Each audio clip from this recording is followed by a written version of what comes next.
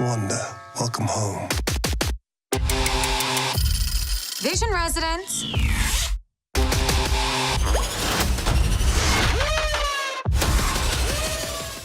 Welcome back, everyone. It's Charlie. This is going to be my new Avengers Wandavision video. Recently, it was reported that we have a big surprise joining the series from a whole other comic book universe, so we'll break it down. If you're brand new to the channel, be sure to subscribe to get all the videos. There's a whole bunch of X-Men Easter eggs in this too. And because of everything that's going on this week, I'll also include some links in the description for resources on how to help people. So just going down the list, starting with number 5. If you didn't see the news recently, it was reported that Quicksilver himself was joining WandaVision. Obviously, everyone kind of expected some sort of Quicksilver Easter egg, but here's the thing. It's not the Quicksilver you expected from the comic book universe you expected. Supposedly, it's Evan Peters who's landed a role on WandaVision, and it was late last year, and then he filmed his scenes shortly after in secret. Not quite the version of Quicksilver you were expecting. Bet you didn't see that coming. But there's a lot of theories about who he's playing and whether or not it's his version of Quicksilver from the Fox X-Men movies, but there was a very big Quicksilver Easter egg scene that we heard about last year that they filmed and might have something to do with this Evan Peters casting reveal. So if you didn't know what's going on, earlier this year, they've already finished filming the WandaVision episodes. The Disney CEO, the new CEO, confirmed that they would be airing all the Disney Plus series that they've filmed before the end of the year. That includes WandaVision, that includes the Falcon and Winter Soldier episodes, the Mandalorian Season 2 episodes. They might be delayed by a couple weeks, but they're still going to get that stuff out. Apparently, they even finished filming WandaVision before they finished Falcon and Winter Soldier, so all that stuff is in the can. They're doing special effects and stuff like that right now.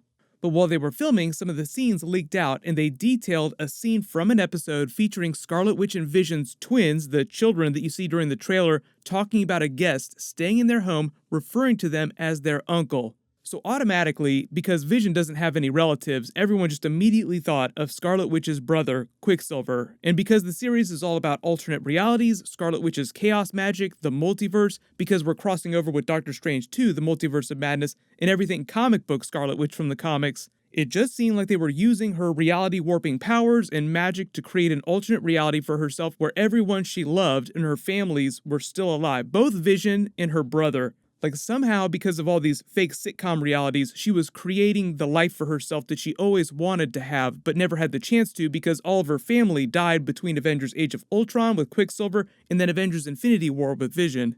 Remember all the questions after Avengers Endgame. How come they didn't bring Vision back? If Shuri is so smart, how come they just didn't recreate him or repair him, even if it was an alternate version of him? That's all because of what they're doing with the character on the WandaVision series in the Multiverse story.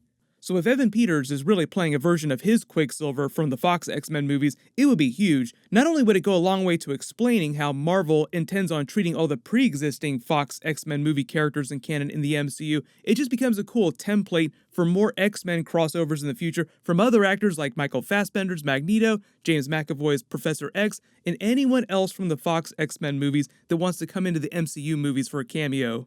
And if we're talking about versions of Quicksilver here, the Evan Peters Quicksilver got way more screen time across his movies than the MCU Quicksilver did. It was probably one of the few redeeming qualities of X-Men Apocalypse, even if they mostly kept using the character's same speed gag in each of his scenes. I would say Days of Future Past Quicksilver is probably the best version of him in that universe, just because he was so important to that story, and he was more of a gag in later X-Men movies. The way they visualized his speed was also very different too, but you have to remember that they were sort of debuting his Quicksilver around the same time that Joss Whedon's Quicksilver in Avengers Age of Ultron was debuting, so I think the Marvel and Fox people just wanted to tiptoe around each other, so they wanted to make sure that they differentiated the way they portrayed the character in both of their movies to be very different. You guys can let me know which Quicksilver you prefer. Do you like the way they used Quicksilver in the Fox movies more, or do you like the MCU version of Quicksilver more? They also have very different backstories. I'll talk about that in a second too, because remember, this is all about the multiverse alternate realities. That's the easiest way to explain around any continuity errors. The other really cool thing about bringing in more Fox X-Men Easter eggs is we've never seen Quicksilver and Scarlet Witch's MCU parents before. They only talk about their deaths at the hands of Stark Tech weaponry during Avengers Age of Ultron. Like, they have this horrific past. Their parents were killed in an attack preceding the events of Baron von Strucker's experiments, and it just happened to be Stark Tech weaponry that the people attacking them were using. So then after their parents die, they sort of volunteer themselves with Baron von Strucker's program. He experiments on them with the Infinity Stone and Loki's Scepter, the Mind Stone, and that's how they get their powers. Quicksilver in the Fox movies has a more traditional backstory. Magneto just had a relationship with his mother. He was born, but Magneto had moved on to other grander plans, so he didn't know that he had these children because Quicksilver had a sister who was arguably supposed to be their version of Scarlet Witch, but she was so young during Days of Future Past and they didn't bring the character back during the other movies, so it's kind of hard to tell what was going to happen with her. Then they kind of went off the rails with the continuity when they got to X-Men Apocalypse and Dark Phoenix. Like he had this other family with other children, this other daughter that wound up dying. Is she a version of Scarlet Witch in the Fox movies? It's hard to say. That's why it's so important that you use the multiverse to explain things and tie all these Easter eggs together.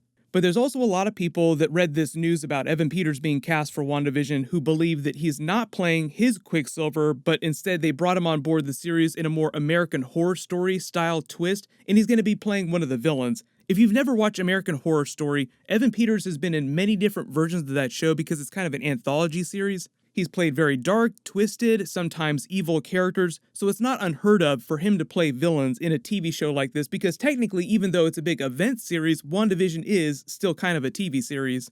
And since we're talking about doing core Scarlet Witch stories from the comics, and WandaVision is supposed to cross over with Doctor Strange 2, the Multiverse of Madness, that might mean he's playing one of the Fear Lords. The main villain of Doctor Strange 2 is supposedly going to be the Nightmare character, at least right now, unless they made some change because of the virus delays. Sam Raimi is still directing the movie. He and Kevin Feige could wind up swapping some of the villain mechanics because originally when Scott Derrickson was directing Doctor Strange 2, he had talked about using Nightmare as the villain, so it's always possible that they wind up changing that to a different character. So connecting this back to WandaVision, if Evan Peters is also playing one of the Fear Lords, a lot of people are hoping that he might be playing an MCU version of Mephisto. But here's the thing about that, as cool as it would be to see him show up as Mephisto, it would still be a cool Quicksilver Easter egg just in the sheer casting and him showing up, even if it's not meant to be a literal Easter egg. In Mephisto and Scarlet Witch have deep history through her children in the comics. I don't know if they would actually introduce a character as big as Mephisto on a Disney Plus series before he shows up in the movies. There's still a lot of people that want Mephisto to be the main villain of Doctor Strange 2. He's obviously a solid pick for any big Marvel movie just because he's such a cool character.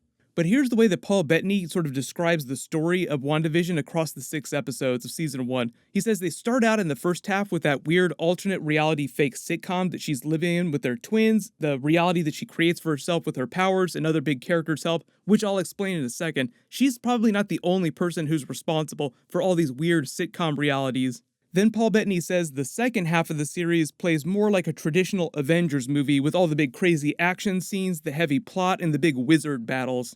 So the other character that I just mentioned that might be messing with Scarlet Witch during the series might wind up being Agatha Harkness, played by Kathryn Hahn. She could also wind up being one of the villains of the series, but here's the thing about her character. She's been really coy about who she's playing, and they say that they're staying true to a lot of Scarlet Witch's comic book backstory. Agatha Harkness is just the top pick for who she might be because she's one of the major Scarlet Witch-specific villains and allies at times.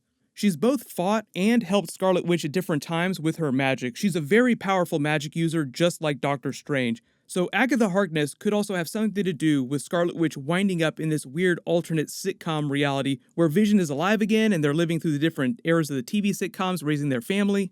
And if it really is true that Evan Peters winds up playing a villain on the series, and we're trying to tie this to Doctor Strange 2, he would most likely be someone that's just trying to take advantage of Scarlet Witch's weakened mental state and her vast cosmic powers to threaten reality. That'd be a good intro for Doctor Strange to get involved because that's his whole job, protecting the main MCU reality from extra-dimensional threats like Dormammu and the Fear Lords. One of my favorite lines from Avengers Infinity War between Iron Man and Doctor Strange, "What is it that you do? Party tricks? I protect your reality, douchebag." Right now, the Disney Plus people said that Falcon and Winter Soldier is still supposed to premiere in the fall, so that's sometime around September, just based on the schedule that they've already announced. So if you're really bummed out that everything's been delayed because of the virus, there is a lot of really cool stuff that's dropping the second half of the year. But of course, I'll do videos and Easter eggs for everything, but leave all your requests and big questions in the comments below. Everyone click here for my breakdown of the other big WandaVision trailer, the Loki trailer, and the Falcon and Winter Soldier trailer. And click here for my breakdown of that new Marvel Eternals first look teaser. Thank you so much for watching. Everyone stay safe. I'll see you guys tonight.